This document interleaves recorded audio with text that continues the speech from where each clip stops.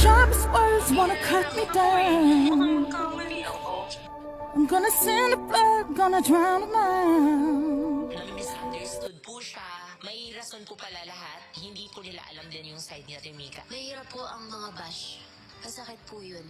And napaka-strong niya kasi nakakangiti siya, nakakatawa siya, tapos laban pa rin. This is brave, this is bruised, this is who I'm meant to be. This is me.